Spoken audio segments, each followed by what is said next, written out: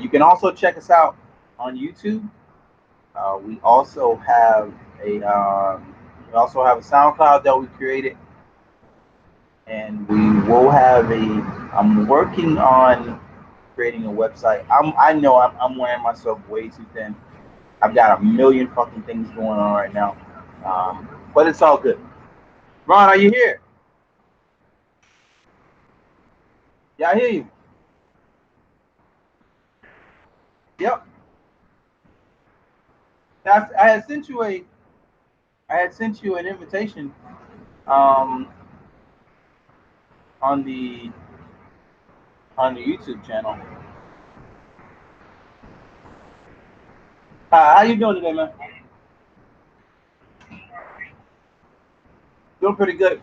I did not write down any topics today. Of course, it is the completely dead season. The draft is over with, um, and there's not a lot of chatter going on. So I don't know. I guess I can just actually. What did you feel like talking about on this podcast today?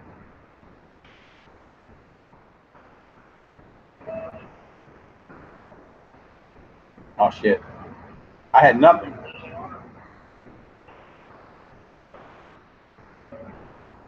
All right. What players come to your mind?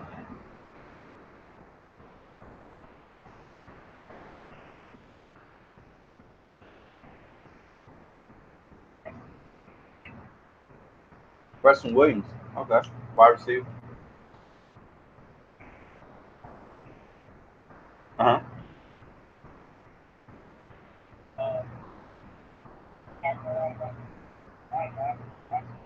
Yeah. I feel like I've worn that conversation out.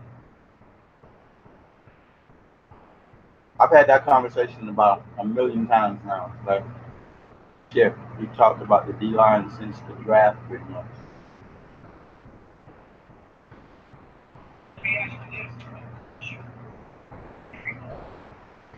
The position group that I am most intrigued by is our secondary. I think our secondary, huh?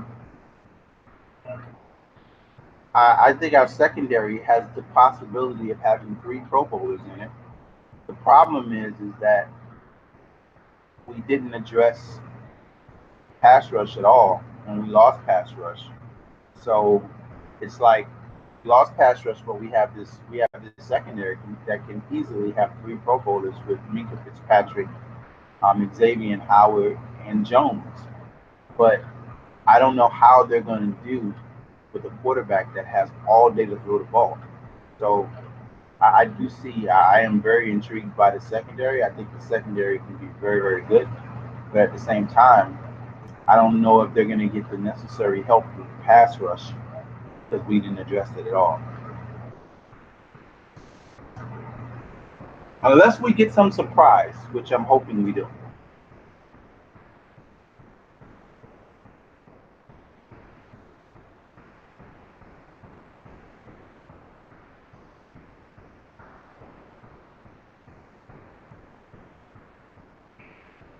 So, what has me the most concerned? Um, I don't really have a concern. Well, yeah, I do. The cornerback opposite of Xavier Howard is going to be a little bit of a concern.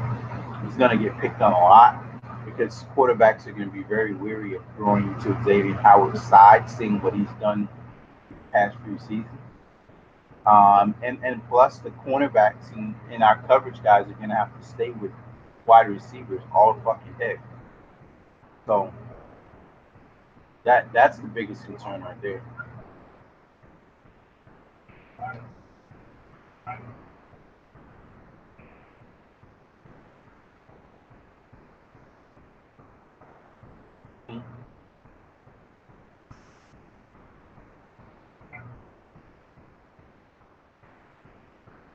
Right.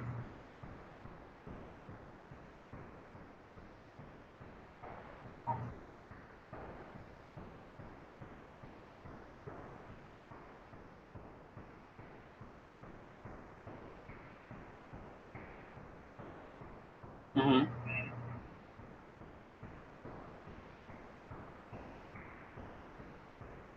Right.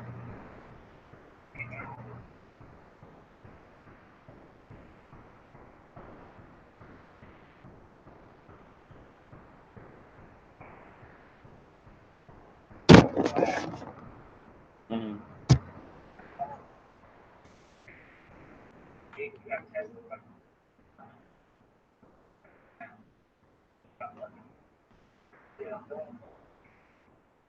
Yep. Sure.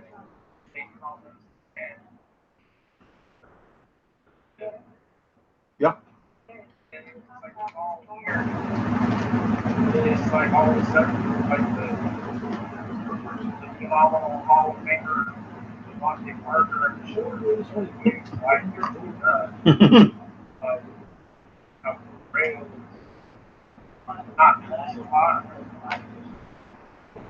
higher, that second corner spot, and then, like, play both plays, and then after that, it was, Yep. he had such a the head coach didn't really know how to, like, mediate the good players. Like, yeah, I thought we had this guy playing really well. What's going on? Instead, it was like, it's your show. You're the defensive coordinator, whatever you say. Right. And then we had Jones get pissed off and pull himself out of that jet game, and now fans are still jumping on him about how he played. I'm not concerned about that other corner stuff. I'm thinking that Patrick Graham, Brian Flores, they're gonna check all of our talent out because they're gonna realize how deep we are. Because I still like Torrey McIntyre, maybe not as a full starter, but he wasn't horrible either. And like you said, your point was really great. When Howard started locking shit down, the opposite corner guy is getting all the traffic. Yep.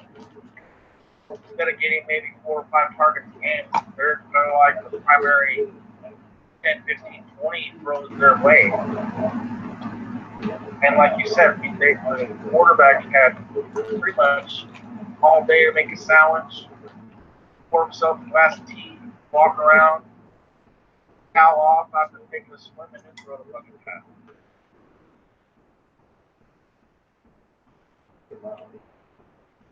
My concern is safety.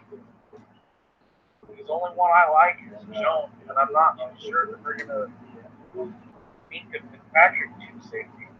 I think he did so well as a nickel corner and boundary corner.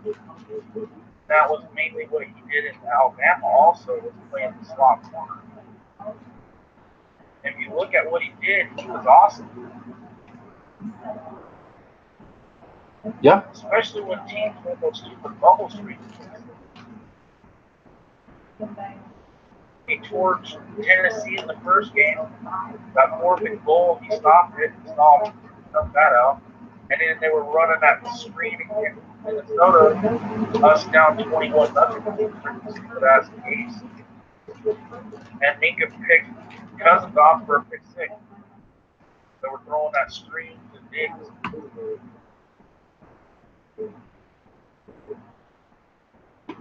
I don't think Rowe is going to last the full season. Coming off 3 straight seasons where he played less than 10 games. Who did Eric Rowe play for? Who did he play for last year? I think he was Patriots. I'm not 100% though. Oh shit. Okay, so he was with the Patriots last year. Damn, he only started 2 games though, and he only played in 4. He's always hurt. Wow. Wow. And the Patriots got him from New England. I mean, the Patriots got him from Philly. Sorry. Same shit. fuck. Yeah, he was a pretty high draft pick for Philly that they gave up on him. When he is on the field, he does do a decent enough job. Like, remember that Monday night game where Grant torched Malcolm Butler? Yep. And he went into Belichick's doghouse. Mm-hmm. They went to Eric Rowe down that stretch, that last 4 or 5 games. They went to Eric Rowe. Like, he just like took his soul that game, dude. So what position on the Dolphins roster are you the most intrigued by? Defensive end and the offensive line. You're the most intrigued by those positions? Yeah, they have the most question marks, but I think we have several guys that could possibly show something, but we don't have. You know what I mean? There's no game film that we can say, oh, well, when he was here, they did this, this, and this. You know what I mean? It's a question mark, but I think the prospects that we have, I think can show something. Like Peter, I really like how we stole Shaq Calhoun from Mississippi State.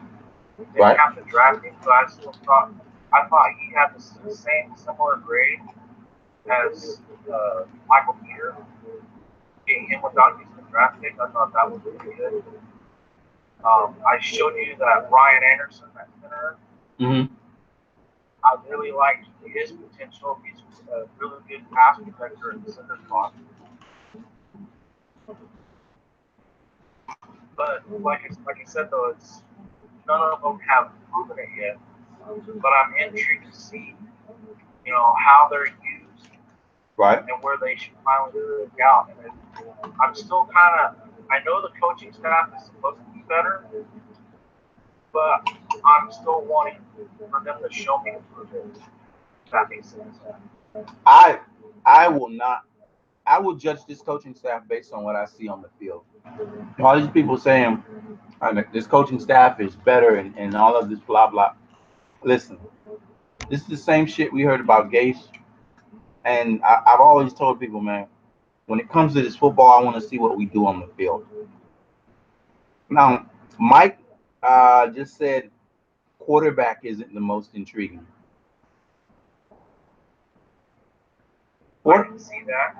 Huh? I can see how he says that. Yeah, he said quarterback isn't the most intriguing.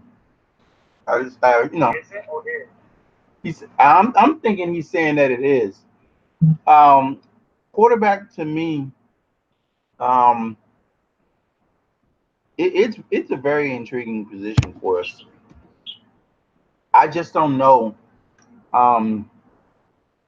There's a lot of question marks at quarterback.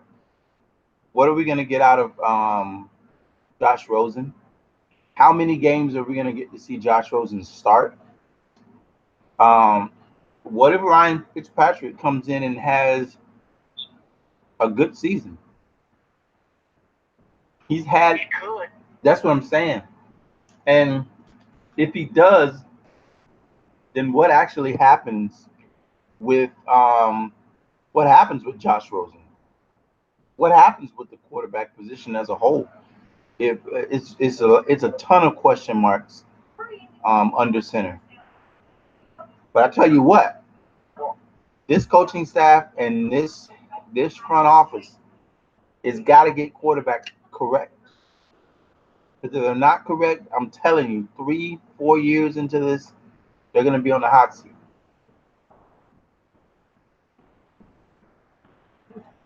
I think it'll be sooner than that. Yeah. Especially like you were saying, you're not too keen on the draft because you look at it as a really, compared to the last two that Chris Greer had, it's a kind of one of his weaker ones he's had since he was in control. Yeah.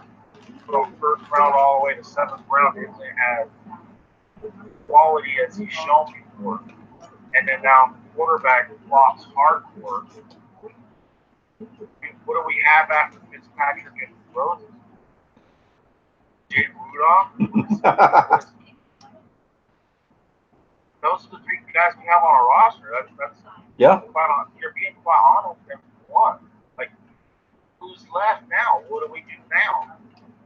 We got rebuffed by Teddy Bridgewater. He didn't want to come.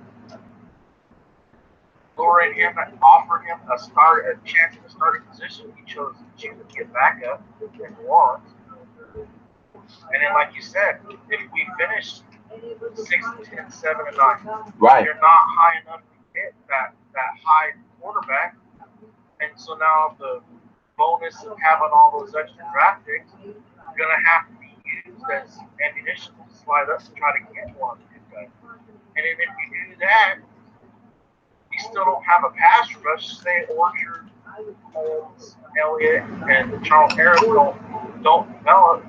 What do we have at defense? And now you have 2 premiums. How you build a roster, the 2 most important blocks are still missing. Yep. Quarterback and defensive end.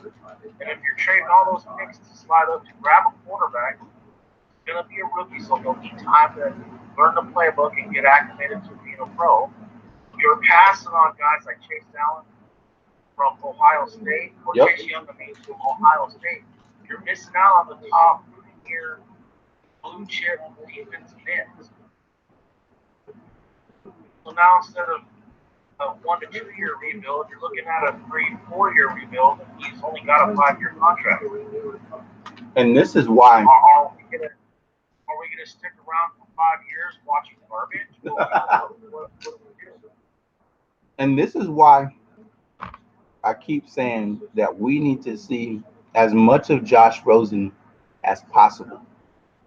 We cannot go into 2020, well, the 2021 draft. Yeah, the 2020 draft, sorry, and not know what we have at quarterback. There can be no question marks when we get there. If there is, then like it's that we need to have as much research and as much film and as much game film, because some guys step up in games that don't practice well. So we absolutely need to give this man as many snaps as possible and find out exactly what he is and if he is the long-term answer for this team.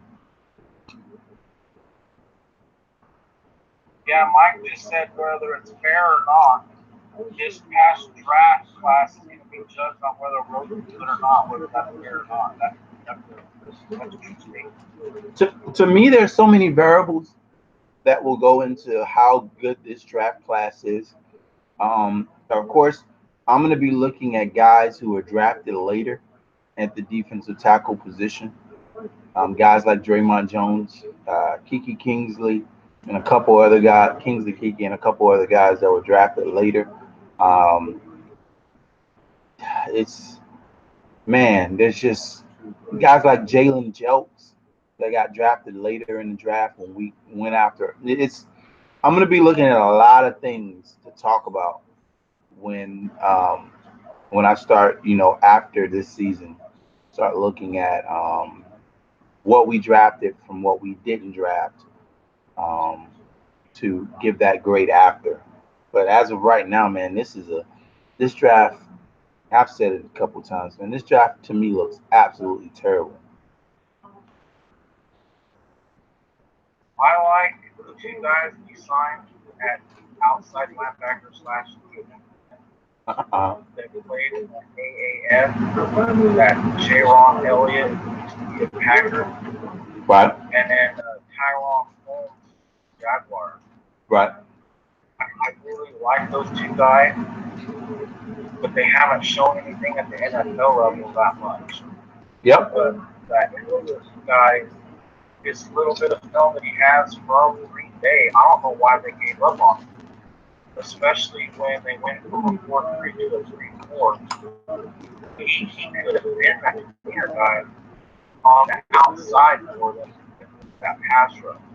And in the AAF, he literally was lighting up the AAF before a first. That's kind of why we pursued him. Mm-hmm. But the guy I like, that I seen him coming out of college, like now home. To me, he screams as a clone of Yannick Ngako of Jacksonville. Mm-hmm. Has a long arm, even though he's on the shorter side of the second. He's got long arms and he's got a real fast first step, like super quick off the ball. I just think that he has the same skill set, but used in the right manner, he could possibly be a type of guy that like Yannick. And if it does, that's great for us because I think Yannick's not sacked for the year to 80. And he had 12 the second year and 9.5 last year. So he comes out and becomes that type of guy for us. And we found at least one guy. Right. And I like the bigger defense. We have like the more 3 guys. Like Jonathan Woodard. I like what he showed last year before he got hurt. Because if we remember that Oakland game, William Hayes went down sacked Derek Carr. He come in and he was in that same role as Hayes, playing a little bit as the defensive tackle 5-10, and then playing defensive end. Like on third down, he would play the defense. We'd go to our NASCAR packages, Bert called it, where we had Wake, Quinn, William Hayes, and Charles Harris, and they played Hayes Harris on the inside, which I think but he came in and filled that role a little bit, I thought. But then he ended up getting hurt also, like 3 games, 4 games. Big guy, like 6'4" and almost 5. It was like 275, 285 in that range. And they can teach him a little bit. He had a pretty good grip bull rush. I think he can give us something. But like I said, I don't know, but I'm intrigued to see what it is. And I'm kind of curious to actually see the actual scheme before it is. Are we a 3-4 base or are we a 4-3 base? Or we don't really have a base, we just have whatever the opponent will be. We're going to play the 4 guys on the line and that's that matchup that way. Right. But we don't have the look at the roster on paper and say, okay, this is our pass rush guy. You can't do that. So they haven't done that.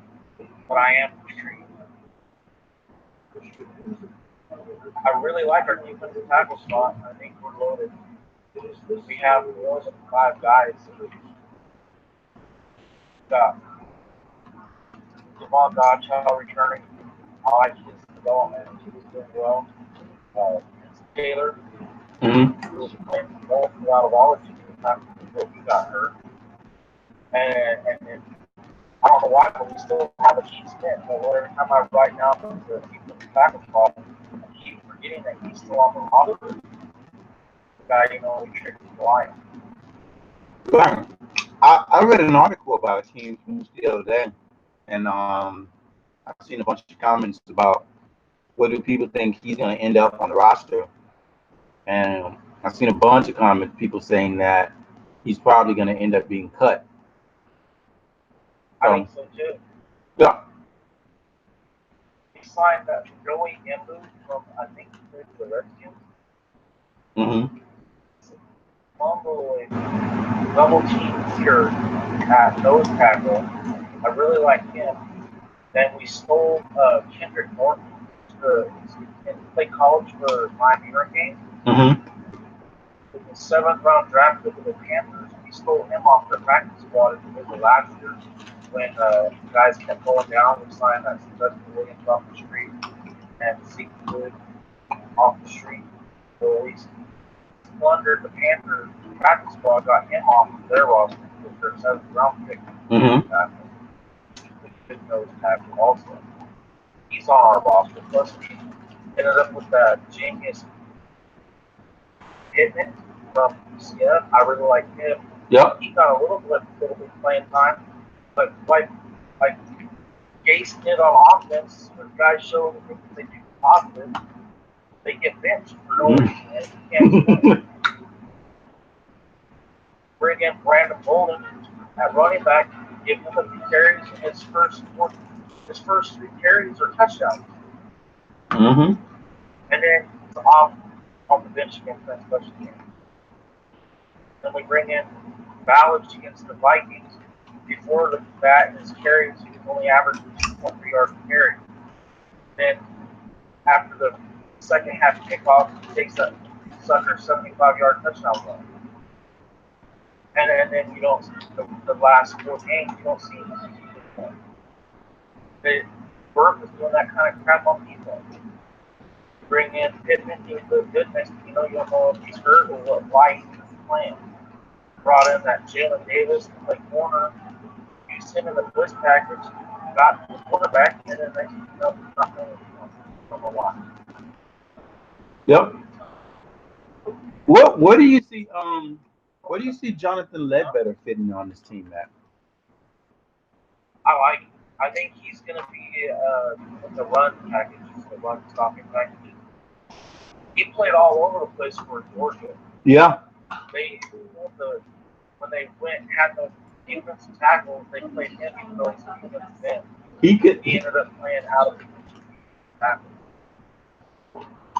And he even played all their snaps on special teams. I like him. I think he can be a guy that ends up being like our Hayes. Zach, yeah, exactly. That's what I was going to say. Yeah. Ends up being our young William Hayes. Yep. But what I don't understand is I don't know how the coaches are they able to actually develop that. Like, we keep hearing how good of a hard worker that Charles Harris is, but then when he plays, he has the same pass rush that he had at the beginning. He didn't end up learning anything for hand fighting. He didn't learn anything but his spin moves. I wonder, like, what are they really doing? And you see New England take some scrub from another team that nobody wants, and then the dude is balling out. Like Trey Flowers, no one knew who the hell he was. Right. That Wise kid. Yep. No one knew if defensive tackle or defensive end. So I don't know if that's Bill Belichick or if it's like for us can be that for us. You know what I'm trying to say? I hope and pray that we're able to bring some of that over with as many of the pieces that we've taken away from this New England coaching staff. I hope that's some of the traits that our coaching staff is able to emulate from that New England coaching staff, is the ability to take these players that were found like diamonds and coach them up and get them. That's going to be one of the biggest things that I look and I grade Flores and the rest of the coaching staff on. Are we able to get the most out of average players? Because we're not going to have a first-round draft pick at every position. What New England does a great job at is they take players that are not necessarily the highest draft pick, and then they get the best out of them. That's going to be something that we're going to have to see if this Dolphin coaching staff is able to do.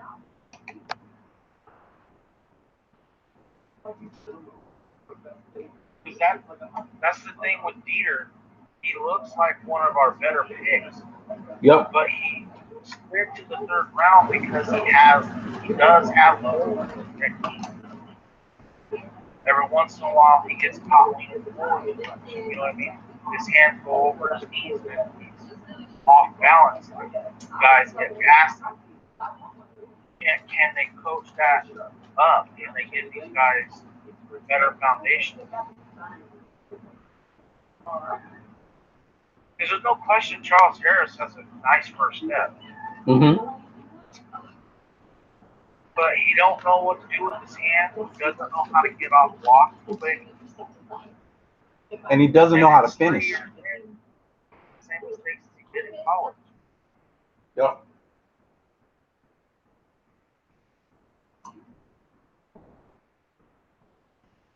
I like the guys that I like that we signed that weren't drafted is that Jonathan Ledbetter from Georgia. Mm-hmm. Line. Play tackle and end. I like the center Ryan Anderson. Mm-hmm. I like the guard Shaq Helton, Mississippi State. For a practice squad guy, I kind of like that Boston College tackle that we got. Yep. But I don't think he has quite enough of his technique to make the 53 that he can go on the practice squad at offensive tackle. I like that corner or DB, whatever, that didn't beat him. Right. I like his size, his speed, and his length. And if we can coach him up, he can be someone, and if we don't have the money to pay all the guys, he can just, you know what I mean, take the next step, let some dude walk. We don't have the money to pan out.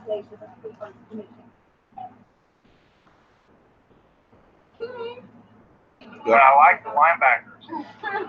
Terrell Hanks, Mexico State, and I like Trey Watson from Maryland. But I don't understand. We signed Mike Fultz. I don't know how that's going to work. I don't like Mike Fultz. He fits what the team's value. He doesn't give us any options as on defense.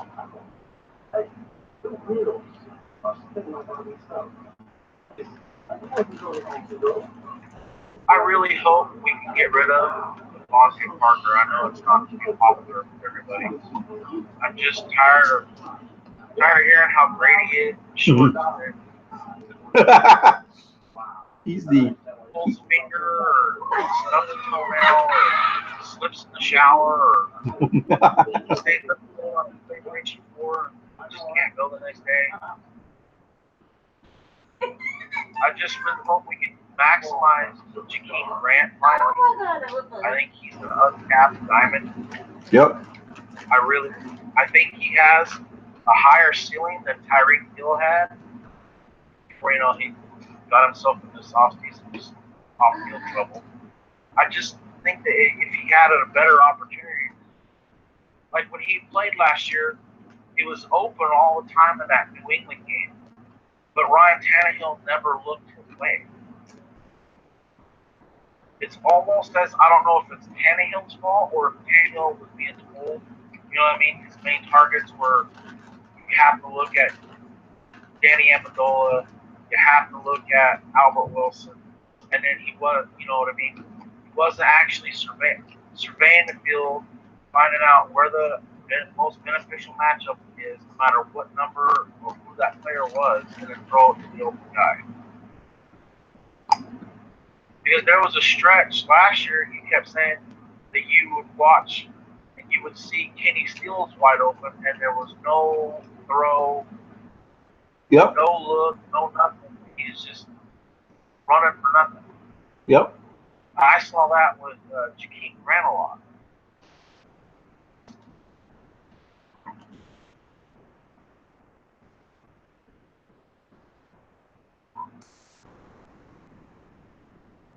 Man. I noticed Jay never came on with us.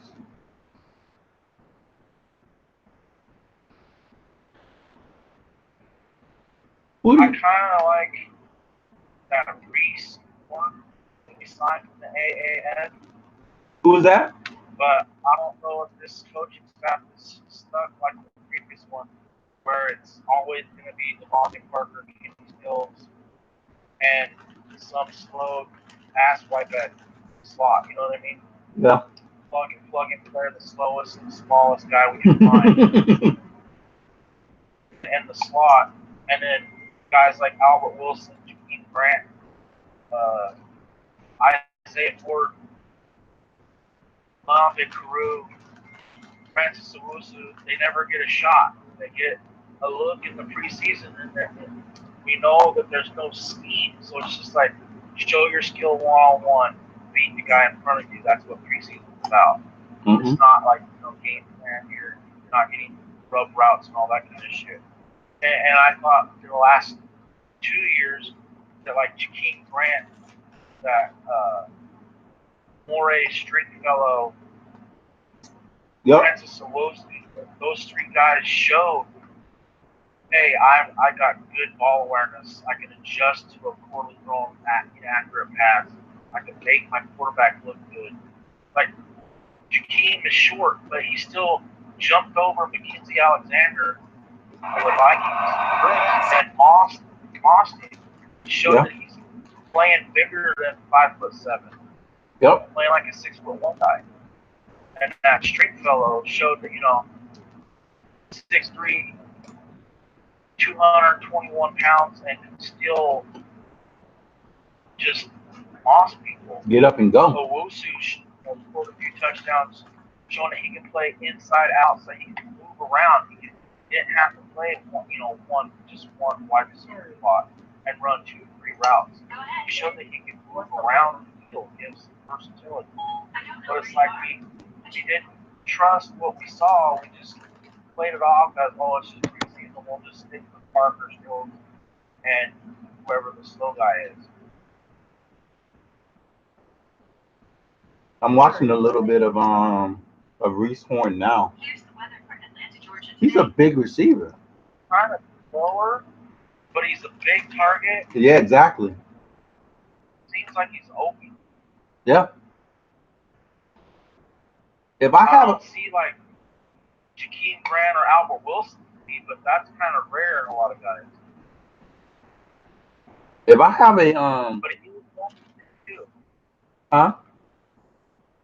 He is over 6'2" though. Yeah, they got him listed as 6'3". Yeah. I mean, if I'm gonna have a slow slot receiver, I want a big slot receiver that I can do different things with. Yeah, you keep talking about you want wingspan and catch rate. Exactly. The quarterback doesn't have to be pinpoint accurate. Yes. Give me a contested catch, jump ball, something. Yes. It's a big kid. That's why I fell in love when we signed Preston Williams. Yeah. He's legit 6'4". Yep. He's from 215 to 220. It's not slow for his big size, but 4'5" is still smoking at wide receiver.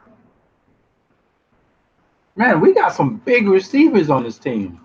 Now the question is, huh? I said, hell yeah, we do. The question is going to be, how many of them would we keep? Well, I look at it. You posed the appropriate question that stuck with me. I don't know, a couple weeks ago on your timeline. Is you said it don't matter who we have. Is the coaching staff actually going to let them have a chance? Exactly. They can show whatever they want, but you can't show us when you're sitting on the bench or you're inactive. Yep. And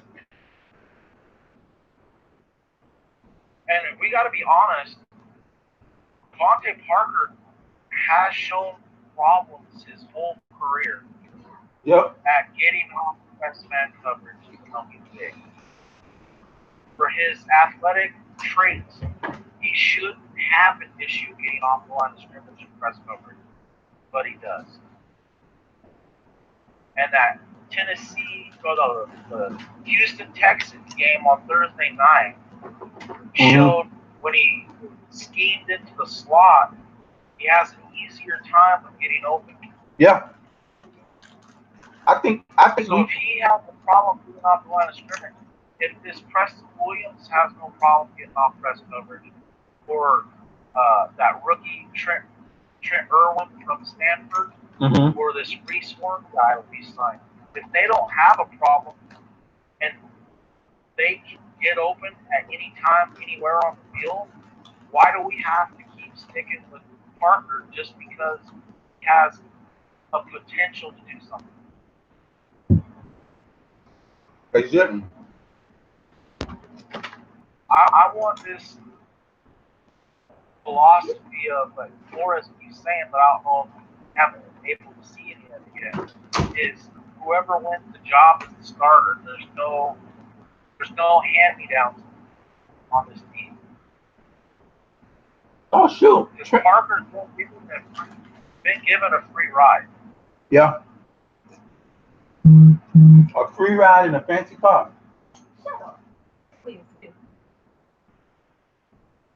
And what I got mad about is, in my opinion, Jakeem Grant answered some questions that he could play outside. Yeah, he has. And a quality corner like Malcolm Butler had fits sticking with Jakeem Grant. Yep. He couldn't cover him on the go.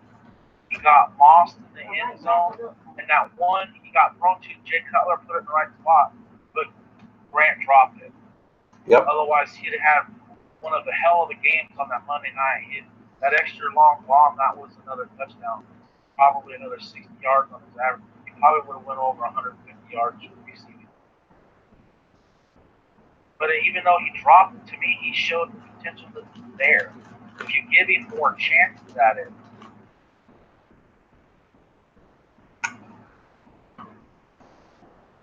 And I'm with you. Fitzpatrick might not be a great quarterback, but if you look at his strength, when he was on Tampa last year, where he had Mike Evans and he catch, and he had, what was that guy's name? Jackson? I forgot his first name. Deshaun Jackson? The fast dude. Mm-hmm. What are you going to do with Grant and Wilson still? Yep. He loves going deep and throwing the ball deep. Instead of just one dude, he's got three dudes. Yeah.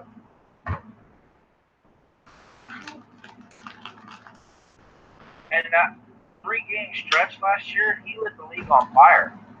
He was throwing 9.3 yards per pass before he cooled off, you know what I mean? He showed bad side. Or as you call it, when he showed ass.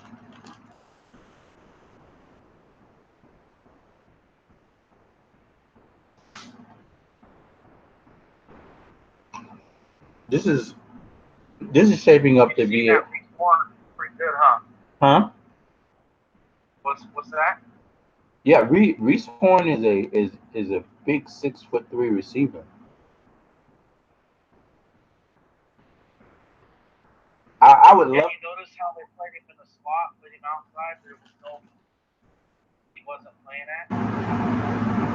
I love that when you have the ability for all your receivers to be interchangeable, so they can go anywhere, and there's not really an easy matchup for the defense. In previous years, we split our slot receiver out wide, and it's a waste of time.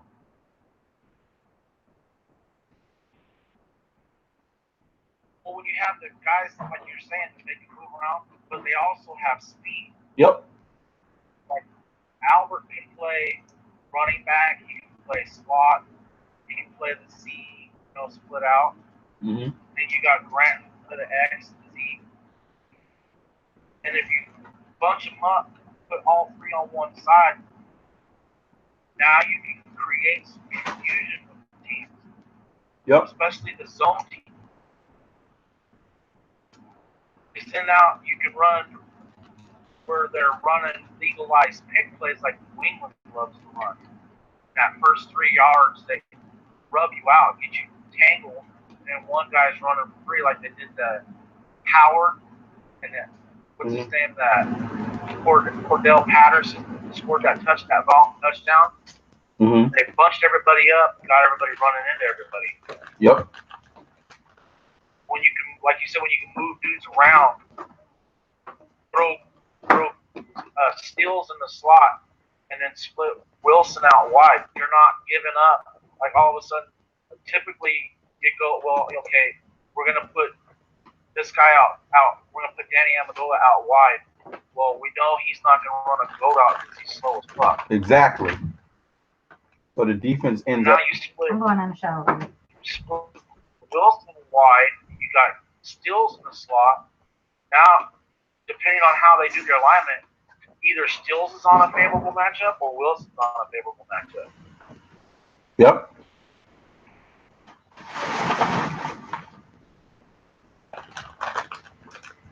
It's going to be very, very interesting. I did a lot of research after last week's podcast on the defensive line where you were going off on the Wilkins value and stuff and how you're looking at Draymond Jones. Mm-hmm. I pulled up a bunch of numbers off of Draymond, Wilkins, Jeffrey Simmons, guys that went later, later than when we picked Wilkins at 13. Right. I was looking at the later guys like you were comparing to say if he has the 5-sack season, but then these guys picked in the later of the first round, second, third, fourth rounds. Right. They have 8 to 10 sack seasons. How you're just gonna just scream. I am, man. How stupid it was. I'm gonna lose. I was looking at the numbers. Uh-huh. And Draymond's interesting is he has a high pass rush grade. Yep. And I didn't realize that his run stopping grade wasn't as low as I had initially thought it was. And how Ohio State used him, but then switched him off the field because they had other guys they wanted to play. He played the 4-eye position where you're a defensive tackle, but you're not supposed to penetrate. You're supposed to lock your guy up and then read what the offense is doing. Like if the running back is going inside outside, you're supposed to hold the guard or center, whoever's pulling the kick, hold the guy in front of you until you see where the play is going, shed the block and make the tackle, and he was effective at that. And that 4-eye position is really hard to find. So if Denver uses him properly, he could have a breakout year because he actually does have Chubb on one side and Von Miller on the other. Yep.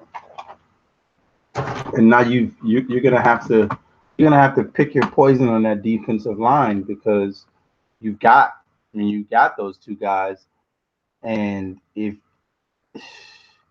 that's why I say Go ahead. I have that Denver team deep in the playoffs this year. I think they're going to be a pain in the ass for anybody that faces them. Now I don't know what their cornerback situation is looking like because I think Bradley Roby is gone, isn't he? I think so. So I don't know who they have at cornerback. Yeah, Bradley Roby. Who the hell does he play for? Bradley Roby. But I also did look at a lot of film and numbers for Texans. Christian Wilkins. Right. And you're gonna be pleasantly surprised. He's in the 90s in his pass rush grade and his run stop grade. And he was asked a lot to stop the run for the Clemson scheme and not actually go after the passer, even though he had a high pass rush proficiency percent. It was like 16.9%, which is defensive end high. Right. But he was told, get the penetration but stop the run. So his job was allow Austin Bryant and Cleveland Farrell to come free on the edge for the pass rush. His main job was stopping the run.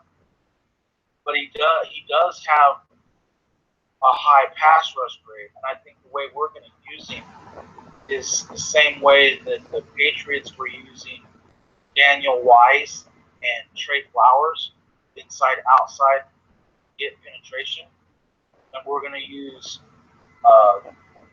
Vincent Taylor and Godchow as the hold the double team kind of stuff. I see why you like Draymond Jones, though. I went through and I broke down numbers for him, Tillery from Notre Dame, that Simmons kid from Mississippi State before he tore his ACL. I see why you would, at 13, would want to trade down, take a swing at one of those guys, add an extra second-round pick. Because now, if you're still interested in trading for Rosen, you can still take Rosen and still get a second-round draft pick. Exactly. Whereas where we went, we got the quarterback only, and we didn't get an extra second to take another guy. The more swings you take at your draft, the higher the percent chance you get of actually hitting on a guy. Yep. And that pick could have easily been an offensive line piece. Imagine if we would have traded, gotten that second round pick, right? Used that pick kept our pick that we had, used that to get McCoy, and then we're still able to freaking trade for Rosen if we want to. That would have been amazing. And the reason why I was so upset on the draft day is if we didn't pick at 13, I was surprised at how accurate I was. I was wanting to trade with the Steelers at 20. I thought that was still mid to higher first round value, but still gaining an extra second round pick, and that 20 spot, we'd still be in a chance. At least I thought we would still have a chance if we wanted that center Garrett Bradbury from North Carolina State, or we would still be in the running for like Jerry Tillery of Notre Dame, Jeffrey Simmons, Mississippi State. The other guys that were right there at the same similar grade, value-wise, as Wilkin. But then we still get that second round pick, and then I was looking at taking the 2 second-round picks and trying to move up and higher in the second round, because I knew that there would be teams. The longer Drew Lock kept sliding, and then when he entered that second round, I figured there would be teams wanting to trade up, and there would be teams that wanted to trade down to gain more picks. We could have took advantage of those teams that wanted to move down and costed teams like Denver that wanted to move up for Drew Lock. Yep. And we could have got guys like Elgin Jenkins, the center from Mississippi State, who I had as my number 1 center behind me. I had him, and then Bradbury number 2 as my center. I know you had Bradbury number 1, and you had Jenkins number 2. Yep. But at the time, when you look at it, all you're doing is splitting hairs. I like Jenkins. He was more of a run bulldozer, and Bradbury was more headsy, kind of like a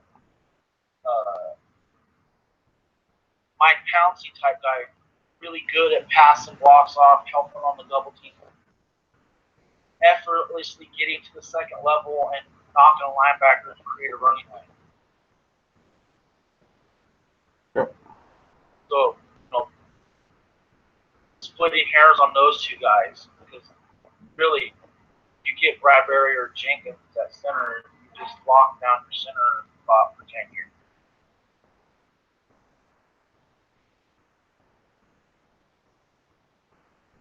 But I'd have liked to have that extra second round pick, because then if we wanted to, we could have gave that later second round pick or Josh Rosen. But I actually thought we could wait till the 3rd round. We could have used our second round picks to improve our roster and then get the chance at the quarterback. Because we were literally, like you were saying, I was screaming it on draft day. We're literally bidding against ourselves and we blink. Yep. Because I don't. You're looking at Tremont Jones in comparison to Wilkins. I'm kind of looking at where we missed out on Byron Cowart, who Yep. I thought you could play in and outside, kind of like a William Hayes type guy, big dude that can still get pass rush. He went later, like in the 4th round, I think. We missed out on Chip Winovich in the 3rd round. We could have gotten the 2nd. Zach Allen went at the beginning of the 3rd round. I thought, those kind of guys like Zach Allen, Chip Winovich would have been a better 2nd round pick for us. Or like you said, why not just take who the Saints traded up at our pick at 48 and got that center from Texas A&M, Eric McCoy. Now you got McCoy and Dieter. Solidify our one position. Yep.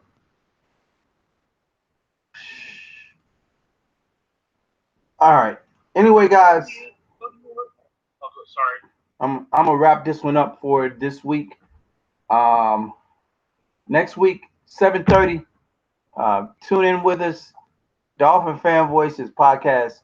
If you're a Dolphin fan, make sure that you share this video onto your page, onto your Instagrams, onto your Facebooks, and tune in with us, man. So I will see you guys next week. I gotta get the hell up out of here, and go out for the night. I don't get to go out a lot, but I'm gonna go have a good time tonight.